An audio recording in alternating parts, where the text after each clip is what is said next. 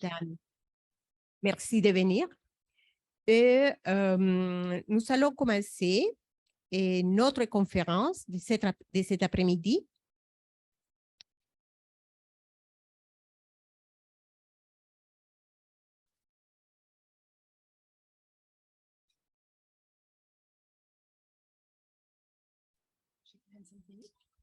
Oui, nous aurons 45 minutes de présentation.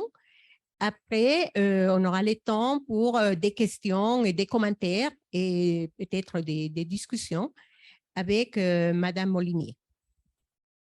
Alors, cette présentation s'intitule « Conscience plurilingue et expérience du pouvoir émancipateur des arts et sciences sociobiographiques ». Et la professeure Muriel Molinier, qui nous rend visite, et après avoir développé sa thèse de doctorat, une approche relationnelle de la communication interculturelle, n'a cessé de promouvoir une approche compréhensive et interprétative du plurilinguisme, pluriculturalisme, dans les champs de l'éducation et de la formation des formateurs et des cadres. Ces recherches en didactique des langues et des cultures ont comme finalité, de comprendre les négociations identitaires vécues par des sujets plurilingues et pluriculturels en situation éducative ou formative, en prenant en compte leur inscription familiale et socio-historique, leur contexte et leurs projets. Et deux, de mettre en œuvre des dispositifs éducatifs d'intercompréhension, des parcours et des expériences plurilingues et des mobilités transculturelles via une large palette de médiation favorisant les reliances entre savoir d'expérience et savoir académique.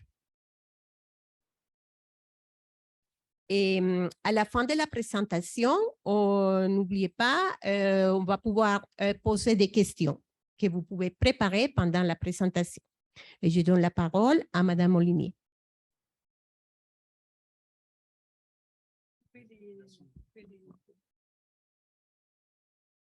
On vous demande de bien vouloir éteindre vos téléphones portables pour se concentrer et avoir une bonne expérience sans interruption. Merci.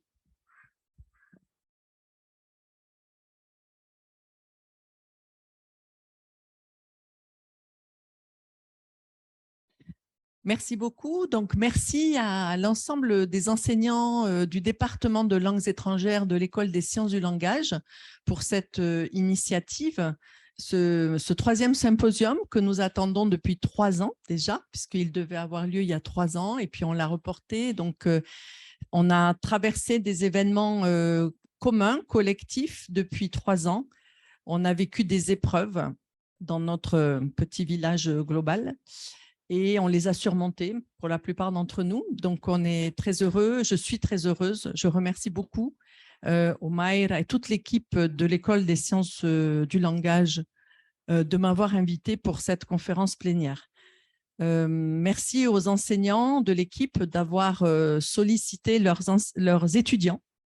C'est très important que les étudiants s'initient à ce type de moment de conférence, apprennent à poser des questions. Voilà, donc bienvenue, la salle est pleine, installez-vous et on va discuter, j'espère, ensemble. Donc, j'ai intitulé cette conférence, effectivement, « Conscience plurilingue et expérience du pouvoir émancipateur des arts et des sciences ou approches sociobiographiques ». Le terme « expérience » est évidemment central dans cette communication. J'ai mis, non, c'est bon, les photos. J'ai mis quelques photos sur cette première diapositive. En haut, le colloque que nous avons tenu en 2017, organisé conjointement par Sorbonne Nouvelle et Université Los Andes à Bogota. Vous reconnaissez ici Paola Gamboa-Diaz, Isabel Tejada Sanchez et Anne-Marie Truscott de Meria qui est avec nous aujourd'hui. Donc, ça a été un événement fondateur qui a donné lieu ensuite à la création d'un Massive Open Online Course intitulé « Comprender las dimensiones interculturales en la cotidianidad ». Ce MOOC a été un événement pour moi, très important parce qu'il m'a permis de synthétiser dans un petit module audiovisuel avec un mélange de vidéos, de textes, d'audio, 40 ans de recherche et de travaux d'étudiants. Donc, ce MOOC a été un déclic pour enclencher un processus de recherche-création durable, processus de recherche-création qui a vu un autre moment important, le 10 juin 2022 à Marseille, où nous avons organisé un colloque avec des enseignants, une artiste, Marianne Mispeler, et où on a lancé un réseau de recherche PARDI, plurilinguisme, art, didactique et société. Donc, on pourra y revenir peut-être dans les projets que nous pourrons développer ensemble à l'avenir. L'idée, c'est de relier des projets didactiques, artistiques, sociaux, culturels, ancrés dans les urgences sociales, écologiques auxquelles la didactique des langues se confronte aujourd'hui. En dessous, il y a les photos que nous avons prises mardi et mercredi dans notre taller, notre atelier intitulé « Approche biographique et création multimodale ». Aujourd'hui, Omaira, Hugo, Marta vont lire des textes qui sont issus de cet atelier ou bien qui ont été écrits par des étudiants antérieurement à l'atelier. Et donc, l'intention ici, c'est de mélanger un peu les genres, de mélanger les savoirs, savoir narratif, savoir savant, savoir scientifique, parce que pour nous, c'est la symbolique de la spirale, il y a un continuum et une émulation entre les savoirs, entre les expériences et les savoirs. Il n'y a pas de mur de béton entre le monde académique, le monde artistique et le monde social, mais au contraire des synergies toujours à créer, toujours à inventer. Donc très modestement, très humblement, aujourd'hui, nous vous proposerons quelques lectures de ce work in progress. Donc, j'ai organisé cet exposé en 3 parties, en bonne française, 3 parties, je ne peux pas faire différemment, c'est dans mon ADN. Donc, première partie, la fonction d'historicité. Deuxième partie, un levier de professionnalisation des enseignants en contexte plurilingue. Et puis, troisième partie, très rapide, création d'un réseau, PARDI, plurilinguisme, art, didactique et société. Donc, mon questionnement est le suivant. Est-ce que, donc ma question, comment plurilingue, devient-il un sujet historique? Mon hypothèse, c'est qu'on devient un sujet historique par notre capacité à biographier notre pluralité linguistique, notre pluralité culturelle, sociale et épistémique, comme le professeur Boaventura l'a souligné mercredi matin. Donc, cette pluralité, elle n'est pas abstraite, elle est tout à fait concrète.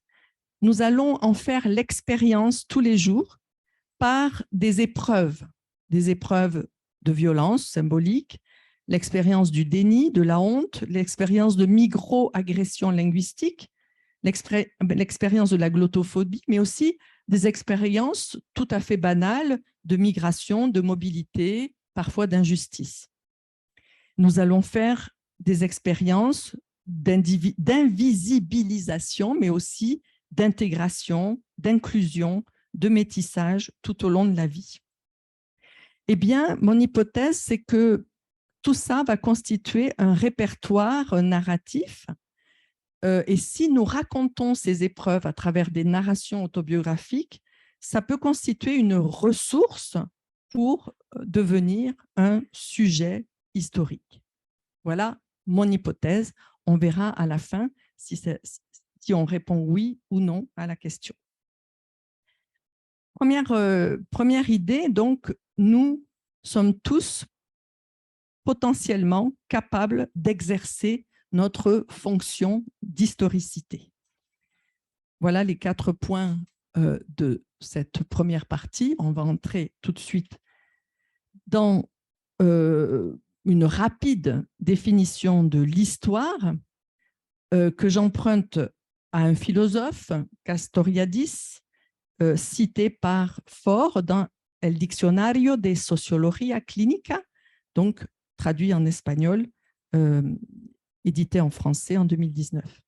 Pour Castoriadis, donc, l'histoire désigne cette condition qui marque le sujet des sociétés modernes. L'histoire est la condition de possibilité de notre subjectivation individuelle et collective.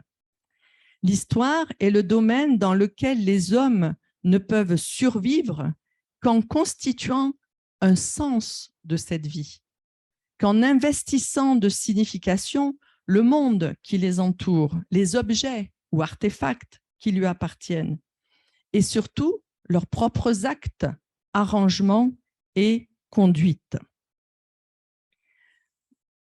Donc, quel lien pouvons-nous faire entre histoire et fonction d'historicité? Pour faire ce lien, on doit passer à d'autres concepts. Ces 3 autres concepts sont empruntés à René Loureau, un socianalyste français, institution, institué, instituant. Alors, prenons les choses par le début. L'institution. L'institution, c'est un mouvement par lequel des forces sociales s'inscrivent dans des formes institutionnelles. Donc, un mouvement par lequel des forces sociales s'inscrivent dans des formes institutionnelles. Retenez bien cette idée que l'institution, ce n'est pas figé. L'institution, c'est un mouvement. Et ce mouvement met en tension 2 pôles. Premier pôle, l'institué. Deuxième pôle, l'instituant. L'institué, c'est ce qui nous précède et à quoi nous sommes confrontés. C'est le fait social qui tend à se répéter. Par exemple, on parle de l'institué de la famille, l'institué de l'école, l'institué de l'entreprise, l'institué de l'organisation de la religion à travers les églises, etc. Donc, toutes ces institutions tendent à leur propre répétition. Il y a une force de statique, d'immobilité, qui fait que les institutions, si on les laisse dans l'institué, elles vont simplement se répéter, se répéter, se répéter et se répéter. Deuxième pôle, l'instituant. L'instituant, c'est le pôle des significations émergentes. C'est le fruit de la réflexion et de l'action transformatrice des sujets sociaux sur l'institué. Donc, vous comprenez que dès lors que nous inventons, dès lors qu'on peut penser au mouvement féministe, qui est une excellente illustration de ce point, s'il n'y a pas de mouvement féministe dans le monde entier, il y a simplement reproduction d'un institué de domination masculine sur les femmes. C'est prouvé, documenté à travers le monde. Donc, sans des forces instituantes qui revendiquent, qui proposent, qui inventent des formes de revendication, des formes innovantes. Souvenez-vous ce qu'a dit Boaventura l'autre matin. Il a dit « la lutte est créative et innovante ». Donc, c'est bien la même idée de l'innovation par le mouvement. Pour le meilleur et pour le pire. Ça ne veut pas dire que toute force instituante est intéressante, mais c'est souvent intéressant. Donc, ce point est très important. Non. La lutte entre l'instituant et l'institué est à l'œuvre à la fois dans le sujet individuel et dans toute situation sociale. C'est-à-dire que chacun d'entre nous est traversé par l'institué, le ronron de la répétition, et l'instituant, le désir de changement. Ça, c'est très important que vous reteniez ceci. Donc, l'historicité, j'ai annoncé la notion d'historicité au début. L'historicité, je l'ai annoncée comme étant une fonction du sujet. Donc, l'historicité, c'est une fonction, ça veut dire qu'on peut la mettre en œuvre ou pas, par laquelle chacun d'entre nous a la possibilité d'advenir en tant que sujet. Cette notion d'advenir en tant que sujet vient d'une longue histoire de Sartre et de différents sociologues, dont Vincent de Golojac pour la sociologie clinique. Ce processus de devenir sujet ne peut se faire que la mise en récit. Judith Butler également explique très bien l'idée selon laquelle nous sommes tous assujettis et que c'est par un processus de conscientisation que nous sommes amenés ou pas à pouvoir devenir des sujets. Donc, ce processus ne peut se faire que par la mise en récit. Le récit est donc vu ici comme l'instrument privilégié de la subjectivation. Pourquoi? Parce que nous ne croyons pas en un destin préexistant, en un sens donné une fois pour toutes. Dans nos sociétés postmodernes, chacun doit élaborer sa propre autobiographie pour advenir comme sujet historique. Et on reviendra tout à l'heure sur la corrélation entre ce processus au niveau des individus et au niveau des collectifs, bien sûr. Il faut donc, et là j'en viens à notre mission d'enseignant, créer des espaces d'intersubjectivité. Donc, moi, je travaille dans un cadre institutionnel. On peut passer à la deuxième partie et diapo suivante. Moi, je travaille dans un cadre institutionnel qui est l'université Sorbonne Nouvelle à Paris, dans un laboratoire intitulé le DILTEC, Didactique des langues, des textes et des cultures.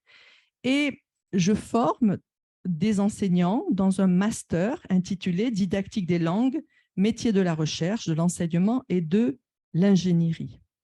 Et j'ai eu la possibilité, il y a quelques années déjà, de créer un dispositif de formation, approche biographique et création multimodale, qui est complété par un MOOC que j'ai déjà cité, comprendre les dimensions interculturelles dans le quotidien, traduit en 4 langues, français, espagnol, portugais, anglais. Donc, mes objectifs à travers ce cursus comprenant un cours en présence ou à distance et un MOOC, il y a 3 objectifs. Je souhaite que les étudiants futurs enseignants de langue deviennent connaisseurs d'un domaine, le domaine sociobiographique, auteurs, et ça c'est très important, cette notion d'auteur, par le biais d'une création multimodale, et acteurs par la mise en œuvre d'un projet pédagogique contextualisé dans des classes de langue. Donc, connaisseurs, auteurs, parce qu'ils vont créer quelque chose de personnel, et acteurs. Donc, la fonction d'historicité est travaillée en formation par une création multimodale sociobiographique à travers laquelle les étudiants témoignent de leur histoire sociale vécue dans la diversité des langues et des cultures, par laquelle donc, ils vont répondre à une question: comment je suis devenu professeur de français, français langue étrangère, français langue seconde, langue culture? Comment en suis-je arrivé là? Et les contraintes que je leur donne, c'est de créer par une création multimodale en utilisant l'écrit, le geste, le corps, le mouvement, la parole, le dessin, l'audiovisuel. Je me situe bien dans la lignée de mon collègue de tout à l'heure, Leonardo, dans des pédagogies plurilittéraciées utilisant différentes formes de savoir et d'expérience épistémique. Ils vont donc découvrir leur capacité à participer de plusieurs mondes.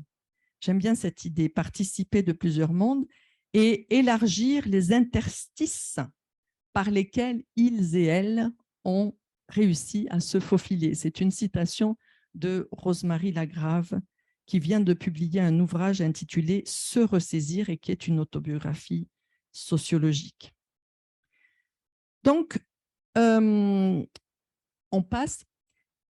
Ici, je voudrais donc faire un bilan de plusieurs centaines de sociobiographies collectées déjà depuis de nombreuses années.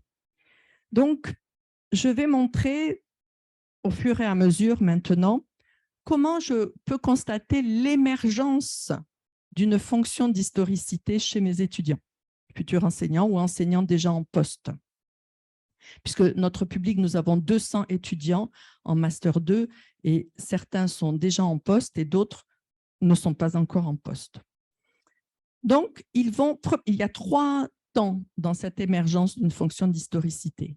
Premier temps, ils vont relire l'histoire individuelle et l'histoire collective au prisme du plurilinguisme et des migrations. C'est-à-dire ils vont revisiter l'histoire de leur famille, mais aussi l'histoire collective, en étant attentifs aux mouvements, aux épreuves, aux événements, aux témoignages liés à des expériences plurilingues et migratoires ou mobilitaires. Ça, c'est le premier moment d'une découverte. C'est comme si tout d'un coup, ils ouvraient les yeux et ils se disaient « Ah, je peux comprendre mon histoire à partir de ce prisme. » C'est souvent la première fois pour eux. Deuxièmement, ils vont casser des verrous idéologiques. Ces verrous idéologiques sont de 2 sortes. Premier verrou, c'est le modèle hégémonique d'une éducation monolingue. Et le deuxième, c'est le modèle hégémonique d'une éducation mononormative. Donc, on peut penser de nouveau à la conférence de Boaventura sur ça. Par rapport à ça, monolinguisme, il a beaucoup parlé de différents types de monoculturalisme. Il en a énuméré 5 types. Troisième caractéristique de cette émergence, ils sortent de la doctrine du silence, une doctrine très installée dans nos États-nations, silence sur leur particularisme culturel et leurs appartenances sociales. Quatrième moment de cette émergence, ils mettent en œuvre des projets en s'engageant dans une action durable. Donc, on va rapidement regarder quelques exemples. Ici, c'est l'exemple d'une étudiante chilienne, Claudia Fraisse, qui, dans son portfolio en 2022,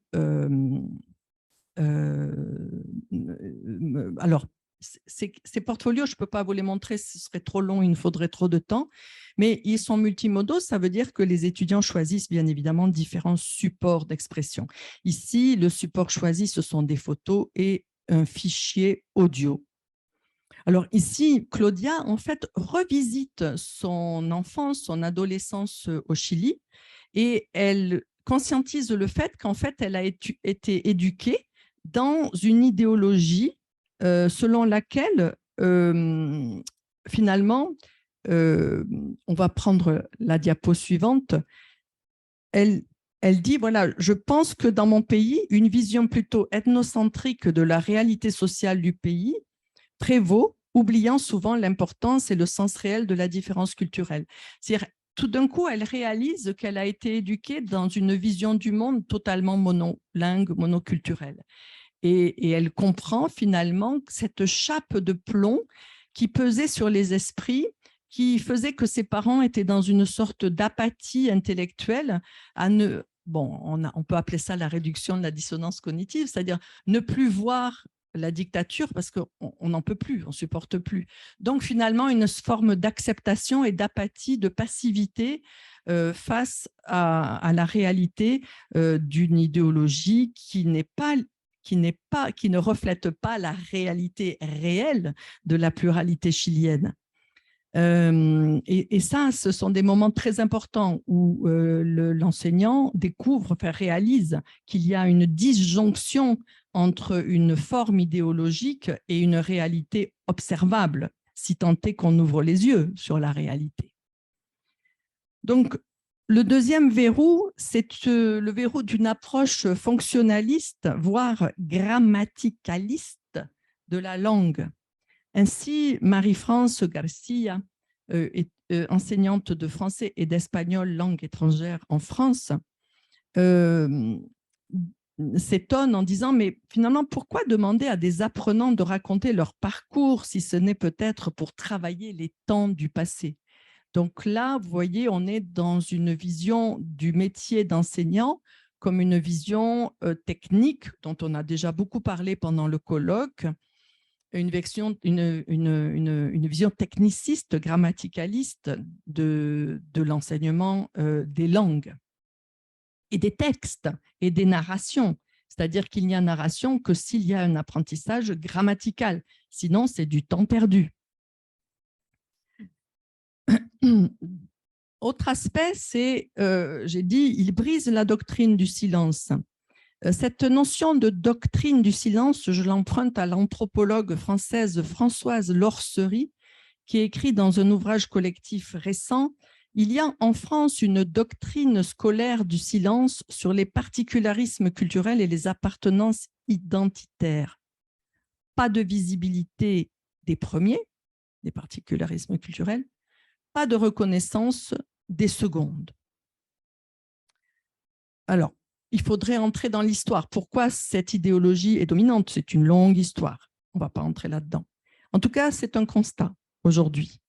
Et du coup, on constate que lorsqu'on propose aux enseignants de mener des enquêtes, c'est-à-dire des véritables enquêtes avec des interviews, etc., enquêtes auto-sociobiographiques, cela permet aux enseignants novices et confirmés de conquérir peu à peu la légitimité. Et ce mot est très important et revient beaucoup, qui leur faisait défaut pour déconstruire ces doctrines et inventer une éducation plurilingue. Donc, voilà un premier panel de résultats. Deuxième panel de résultats, je l'ai nommé « Advenir comme sujet ». Donc, vous voyez, le premier panel, c'était développer sa fonction d'historicité, émergence d'une fonction d'historicité. Maintenant, on va s'intéresser à la notion de sujet. Ce sujet, je constate, en analysant les sociobiographies des enseignants, qu'il a trois caractéristiques. Première caractéristique, c'est un sujet en recherche de congruence. Qu'est-ce que ça signifie? 3 minutes. Un sujet en recherche de congruence. Qu'est-ce que ça signifie, congruence? C'est un terme emprunté à Carl Rogers, qui signifie, la congruence pour Rogers, c'est l'idée que je trouve une cohérence entre, enfin, je construis une cohérence, je recherche une cohérence entre ce que je pense, ce que je ressens, ce que je dis et ce que je fais comme action. D'accord? Donc, une cohérence, on appelle ça une congruence entre la pensée, la verbalisation, les actes de parole, les ressentis, les sentiments et les actions. Ça veut dire aussi que les étudiants recherchent un alignement entre leurs valeurs et le choix d'un métier qui leur permet de concrétiser leurs valeurs, de devenir des agents, comme on disait dans le symposium des doctorants sur l'interculturel, des agents interculturels. C'est, je dirais plus que des agents, des acteurs, et encore plus que des acteurs, des sujets. Donc, premier élément donc, de cette notion de sujet, la congruence, ce que je constate à travers les corpus.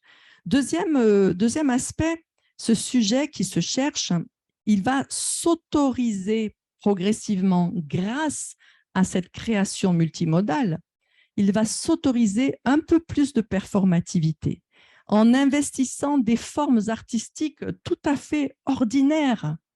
Je ne forme pas des artistes, je forme des enseignants, mais ils vont s'autoriser à utiliser des formes artistiques tout à fait ordinaires, plurielles, la voix, la lecture, le théâtre, la vidéo, la bande dessinée, pour créer leur œuvre autobiographique.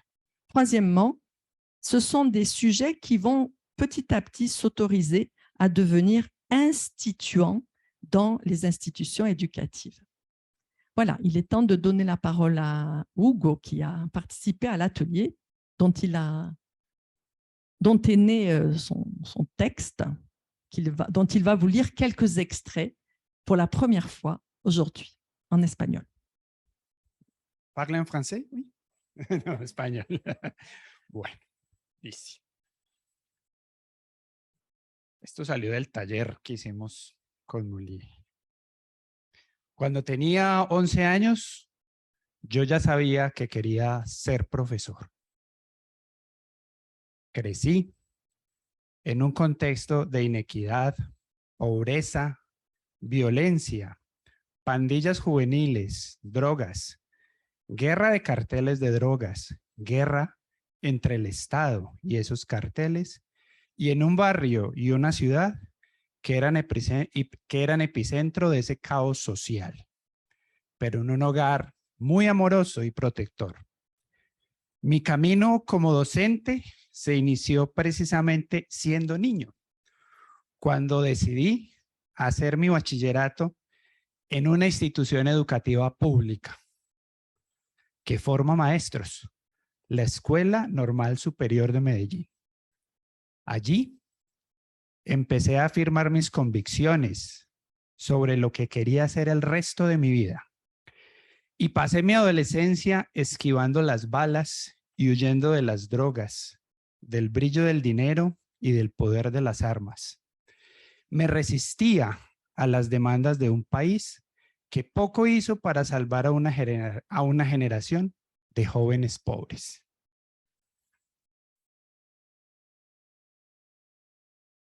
Con la música, rock, en inglés, de fondo en mi vida, como símbolo de resistencia y de rebeldía, descubría que con el lenguaje y las lenguas extranjeras podía entender y conocer otros mundos, quizás más esperanzadores, y que serían puertas de escape y ventanas para respirar y sobrevivir.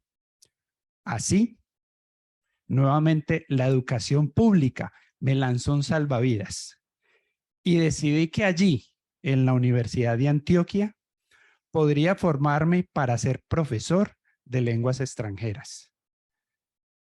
De esa manera entendí que yo también podría mostrar las puertas y ventanas a muchos que, como yo, crecen en ambientes muy hostiles y se resisten a aceptar un país tan desigual y desfavorable para ellos y los suyos. Así, me convertí orgullosamente para mi familia en el primer profesional universitario, después de varias generaciones de campesinos y obreros sin educación y sin oportunidades. Hoy me desempeño como profesor de lenguas extranjeras y formador de profesores de lenguas extranjeras en una institución educativa pública, intentando hacer lo que la educación pública hizo con mi vida.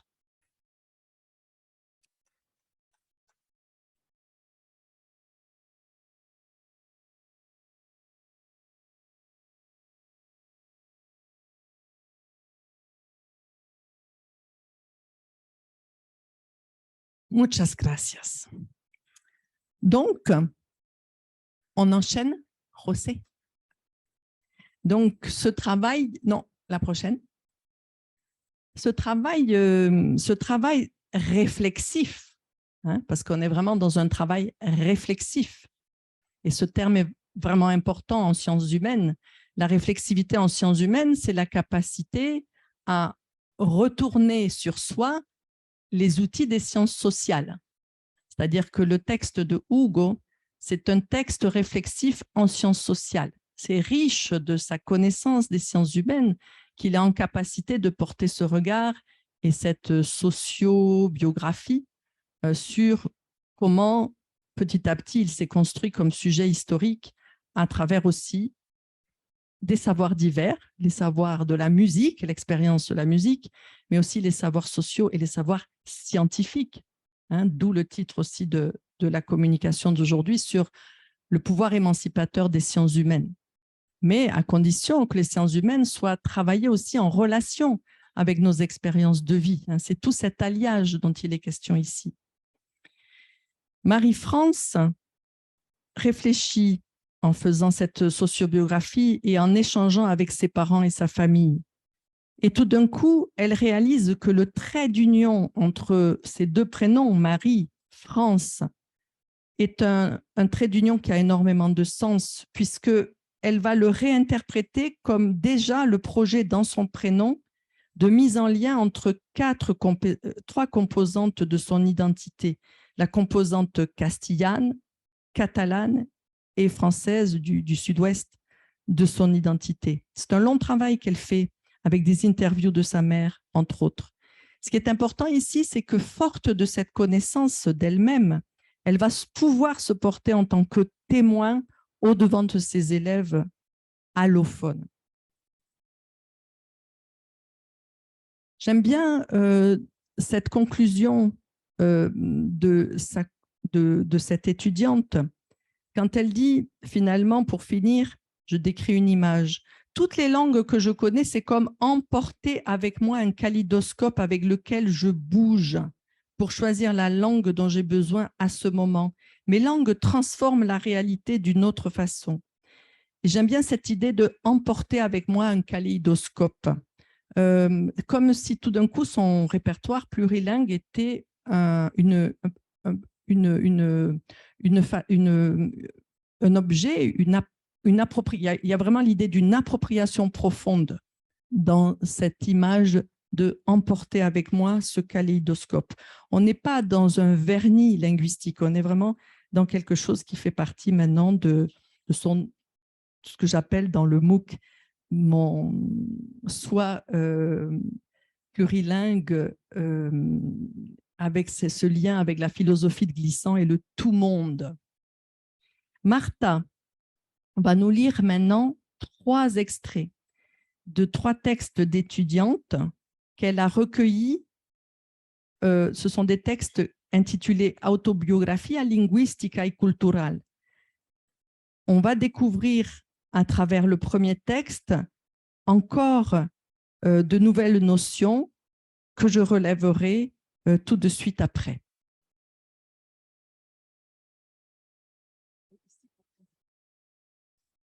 Merci Muriel et merci aux étudiants qui ont gentiment donné leur autorisation pour faire la lecture des petits extraits de leurs travaux. Daniela. Esa mezcla de historias, costumbres y creencias cohabitan en un solo ser. Un solo individuo es tan diverso como una comunidad entera. Comprender la complejidad de un ser humano en su esfera social me ha permitido abrir mi mente a nuevas posibilidades, a abrazar la diferencia como una oportunidad de expansión y a apreciar la historia que nuestros ancestros han trazado para nosotros. Esli. Y también otros recursos retóricos, como expresiones y dichos. Plata en mano, chivato en pampa. Para decir que si no me pagaban, no entregaba lo que fuera que estuviera vendiendo. Y así otras cosas más que me hacían diferente, aunque hablara el mismo idioma. Más tradiciones, más historias, más tiempos verbales, más expresiones, más léxico. Des raisons de l'idéologie monolingue, c'est quand on pense que pour faire une unité nationale, il faut du monolinguisme. Alors que là, elle explique qu'il y a así otras cosas más que me hacían diferente, aunque hablara el mismo idioma. C'est-à-dire qu'on peut avoir des variations de langue, même nation. Mais pour ça, ça nécessite évidemment de faire un travail en tant que sujet plurilingue, pluriculturel pour aller à la rencontre des autres et de leurs différences. Ce n'est pas en restant chez soi, bien sûr, et en regardant Facebook toute la journée. Donc, la rencontre des dispositifs. On revient à Marie-France qui parle de son plaisir à se souvenir des personnes bienveillantes de son passé, qui évoque aussi le travail qu'elle a fait avec sa mère, cette intertextualité intergénérationnelle entre sa mère et elle. Et cette notion de personne bienveillante de son passé, c'est intéressant de voir comment elle se réapproprie certains héritages, à tous. Parce que la question, ce n'est pas de s'approprier de son temps, on a bien raison. Mais par contre, en tant que sujet historique, c'est intéressant de se connecter aux héritages qu'on souhaite. Diapo suivante, on va regarder maintenant le travail de Vanouché. Il n'est plus là, Vanouché. Suivant. Le travail de... Voilà. Donc là, ce qui est intéressant dans le travail de Vanouché, qui va retracer à travers des photos et une musique un certain nombre d'événements de sa vie, d'abord, c'est qu'elle dit que finalement, ces approches plurilittéraciées lui ont permis un va-et-vient permanent entre conscientisation, expression du groupe, partage et interprétation. Elle nomme les dessins, la lettre vidéo, le MOOC. Et je suis très intéressée par le fait qu'elle signale, on a ce recours à différents outils d'expression va l'aider à se constituer comme sujet dans son exil de l'Iran vers la France. Ok, on passe.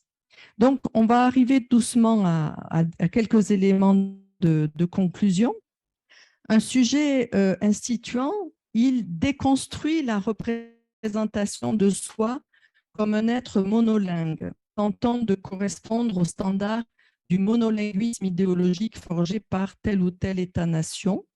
Il vit des processus d'autorisation symbolique entre pairs, et ça c'est évidemment fondamental, et validé